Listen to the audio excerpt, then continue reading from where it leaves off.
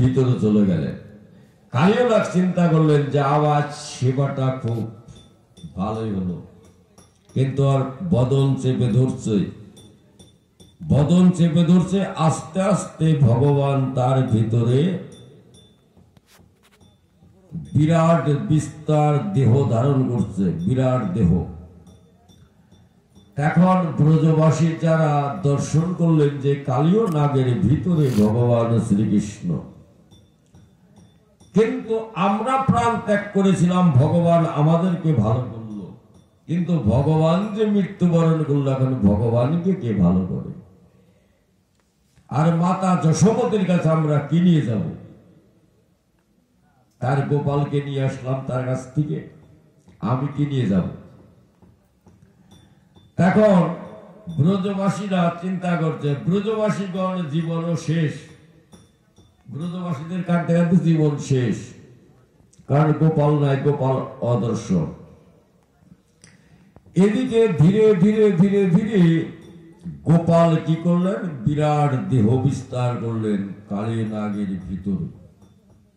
কিন্তু নাগ যতই বাহির করতে চায়, কিন্তু সে বাহির হচ্ছে না, কারণ তারে তো দমন করার কথা, একবারে মারার কথাও না, তাকে দমন করার কথা।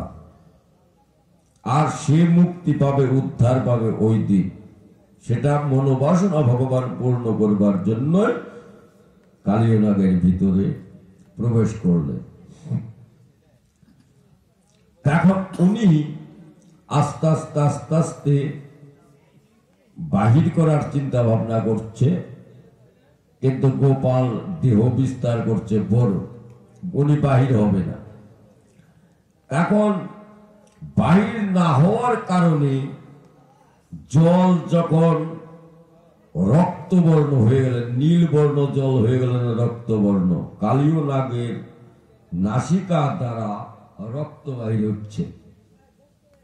জল যখন রক্তবর্ণ হয়ে গেলেন, ভগবান চিন্তা করলেন যে আর ওর ভিতরে থাকা যায় না, কারণ একটু পরে প্রাণ ত্যাগ করবে।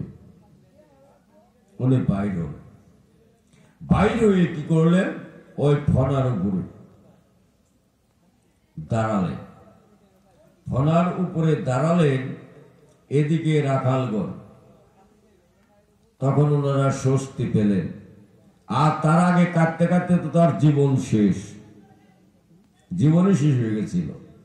এখনো ব্রজবাসীগণ বলছে, ব্রজবাসীগণ জীবনও শেষ, উঠিয়া দাঁড়ালেন নটন বেশে ফনার উপরে দাঁড়ালেন। আর কি করছে? নৃত্য করছে। এই ফনার্থে ও ফনা যাচ্ছে, ও ফনার্থে ও ফনা যাচ্ছে। ফনায় দমন করি, উঠিয়া দাঁড়ালেন নটন হরি উঠিয়া দাঁড়ালেন ফনার উপরে। এখন এই দুঃসংবাদ পৌঁছালেন নন্দালয়। মাতা যশোমতী তো তাকে আসতে দেবে না, রাখালদের কথায় সে আসলেন। এখন মাতা যশোমতী কর্ণে ওই সংবাদ পৌঁছানোর পরেই মাতা যশোমতীর পূর্ব স্মৃতি মনে পড়লেন। মাতা যশোমতী চিৎকার করছে, আর কি বলছে? একই দূর স্বপন দেখিলাম আমি, মানে পূর্ব রজনীতে স্বপ্ন দেখছেন মাতা যশোমতী। দূর স্বপন দেখিলাম আমি, আমার গোপালকে ভুজঙ্গে বেরিল,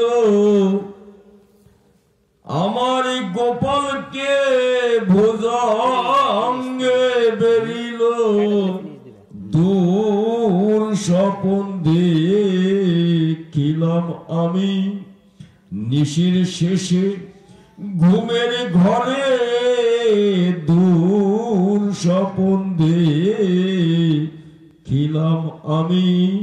মাতা যশোমতী চিৎকার করছে।